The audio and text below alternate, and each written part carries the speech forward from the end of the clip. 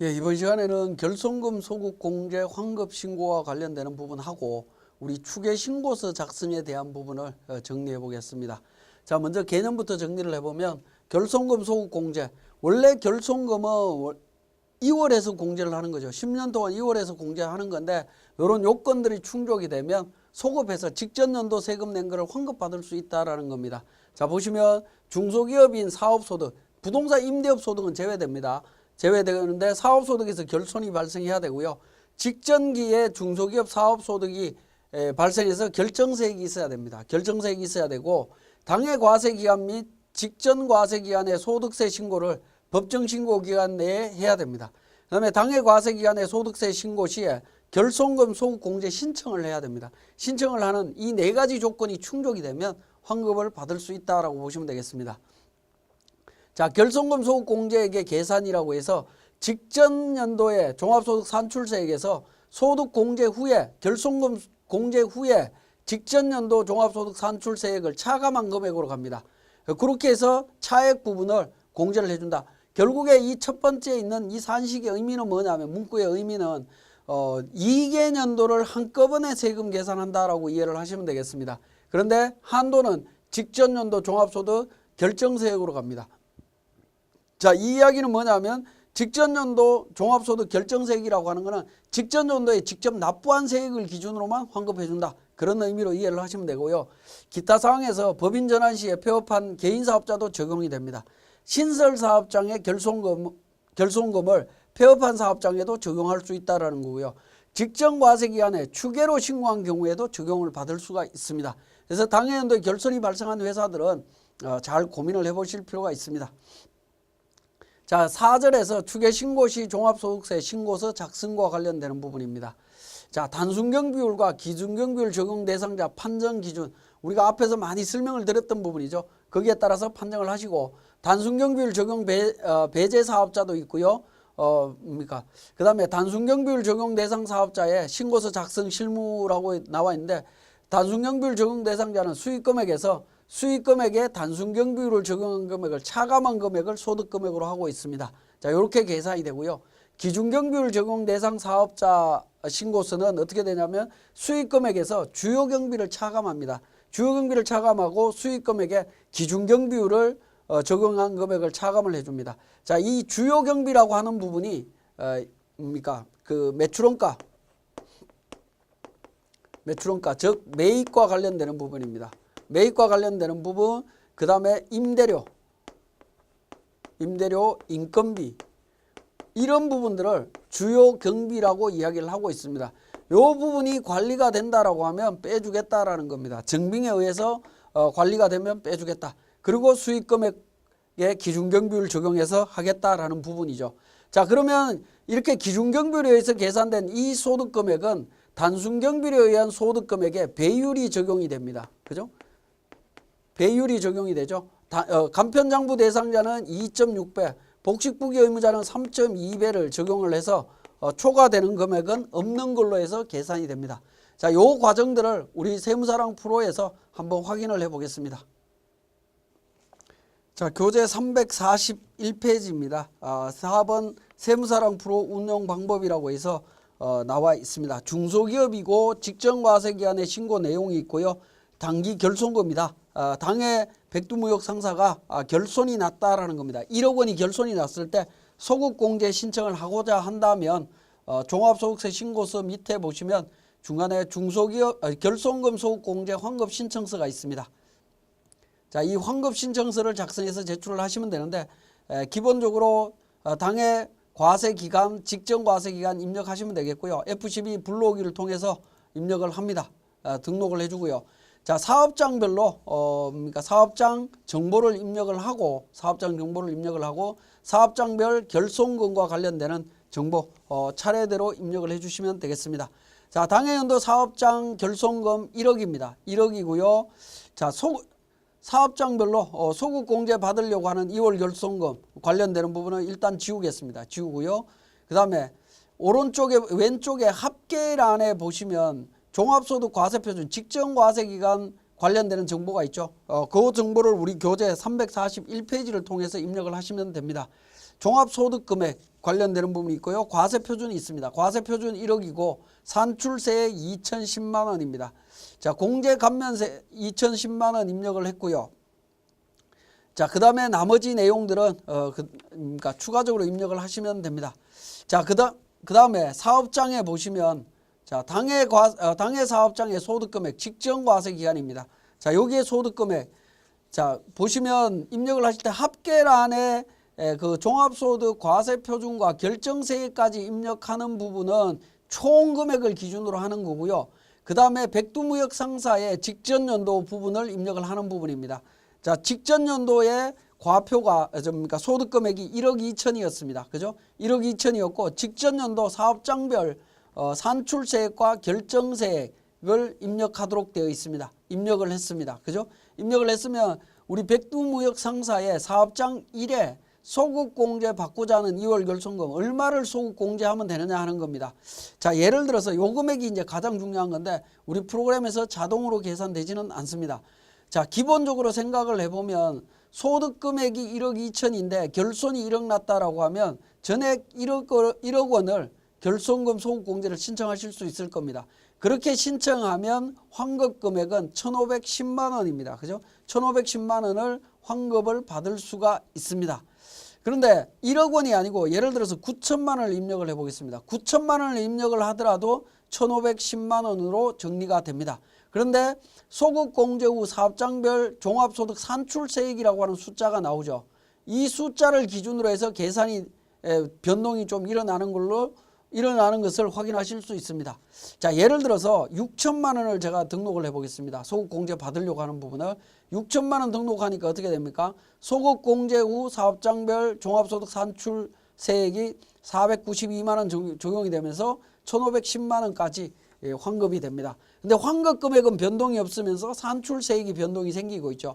자, 결과는 뭐냐면 이 소급공제 후 사업장별 종합소득 산출세액이라고 하는 이 금액이 우리 교재의 341페이지에 나와 있는 세액공제 및 감면세액에 해당되는 금액입니다.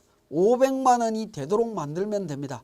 500만 원이 되도록 산출세액이 소급공제 후에 산출세액이 500만 원 되는 금액을 찾으시면 됩니다.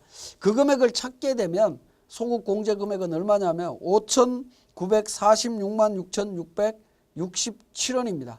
이렇게 계산을 하시게 되면 정확하게 500만 원 계산이 되면서 1,510만 원을 환급받을 수 있습니다. 그러면 대략 4,500만 원 정도는 3,500만 원 정도는 2월 공제 받을 수 있다라는 거죠. 3,950만 원 정도는 2월 공제를 받을 수 있다. 그렇게 이해를 하시면 되겠습니다.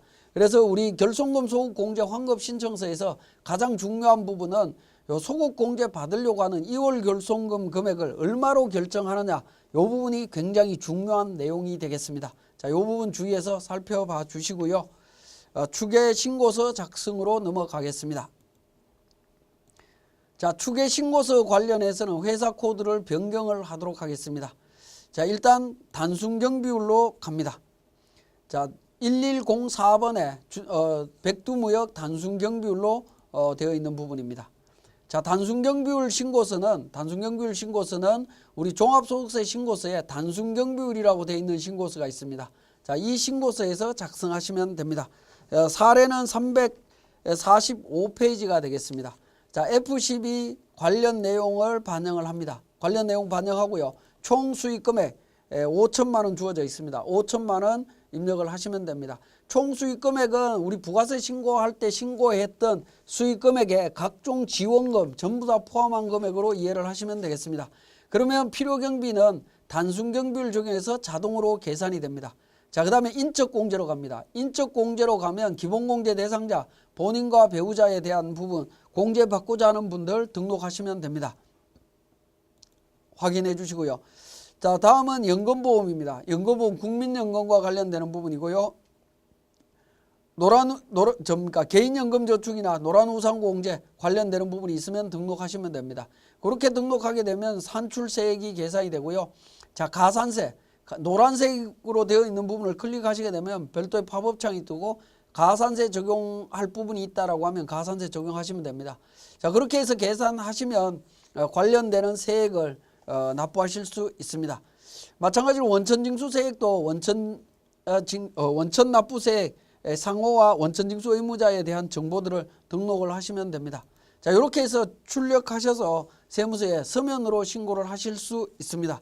그런데 이렇게 단순 경비율로 계산한 이 서식은 전자신고는 하실 수가 없습니다. 우리 F8번에 전자신고 내용이 나오는데 전자신고 내용을 열어보시면 결국에 우리 종합소득세 신고서에 단순 경비율 신고서는 전자신고를 할 수 없다라는 내용입니다. 자, 그러면 이 부분 어떻게 적용할 거냐 하는 부분인데요. 단순 경비율로 신고서를 작성하신 후에 저장을 합니다. 저장을 하시고 종합소득세 신고서로 갑니다. 종합소득세 신고서로 가서 우리 단순 경비율로 신고한다라고 선택을 하면 됩니다.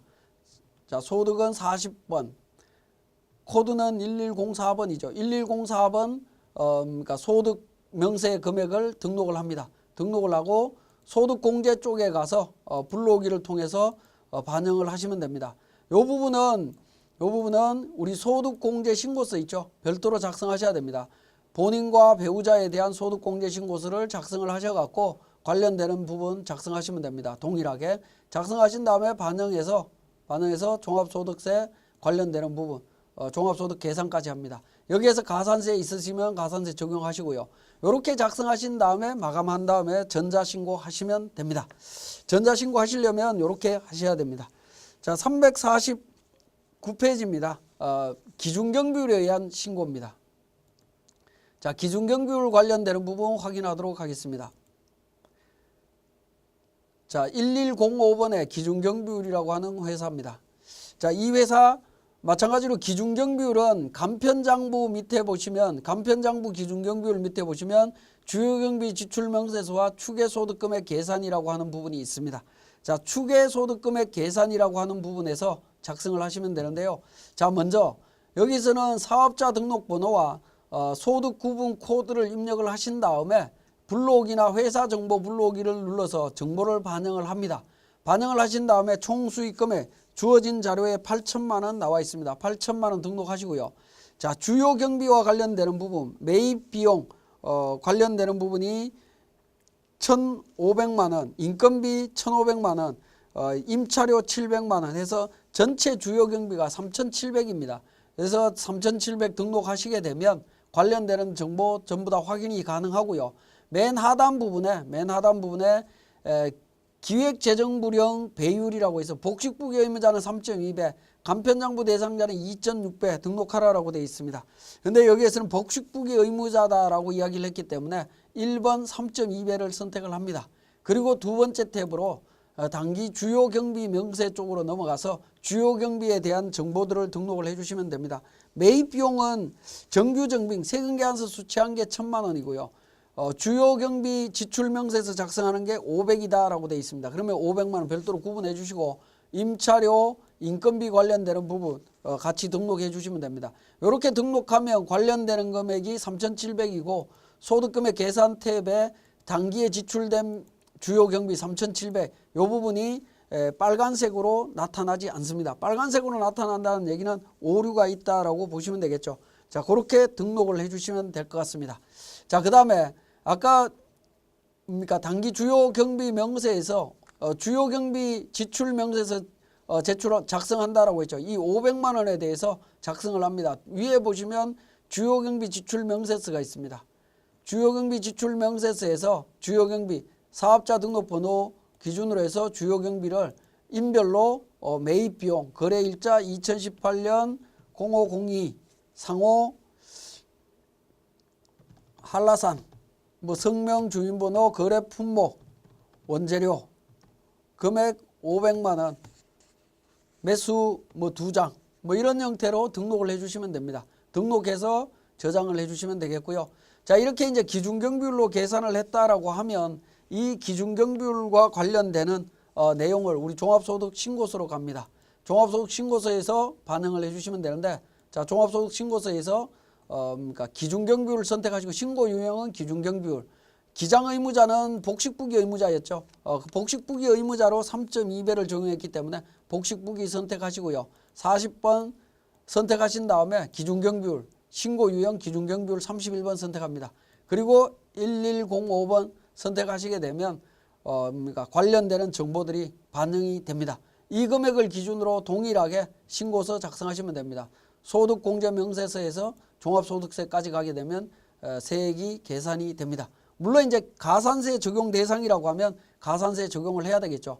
가산세, 무기장가산세, 복식부기 의무자이기 때문에 무기장가산세 F3 불러오기를 통해서 가산세를 적용을 합니다. 자, 복식부기 의무자일 때는 무신고 가산세도 적용이 됩니다. 그죠? 무신고 가산세 산출세액이 266만 8,600원이죠. 산출세액까지 적용을 합니다. 266만 8,800원 적용을 하게 되면 산출세액까지 적용이 되고요. 자, 그 다음에 수익금액에 대한 부분이 있습니다. 수익금액은 8천만 원이었습니다. 8천만 원. 그래서 계산을 하게 되면 큰 금액으로 나옵니다. 그러면 무신고 가산세와 무기장 가산세가 두 개가 동시에 적용이 되면 둘 중에 큰 금액으로 가도록 되어 있습니다. 그래서 무신고 무기장 가산세 비교 정리라고 해서 둘 중에 큰 금액, 무기장 가산세만 남기고 정리하겠느냐, 예라고 누르게 되면 무신고 가산세는 지워지면서 자동으로 하나만 남는 방식으로 가산세가 적용이 됩니다. 그래서 추계로 신고하실 때 무기장 가산세, 무신고 가산세 적용 부분에 대해서도 신경 써서 관리하셔야 되겠습니다. 여기까지 결손금 소득 공제와 추계 신고서 작성에 대한 부분이었습니다.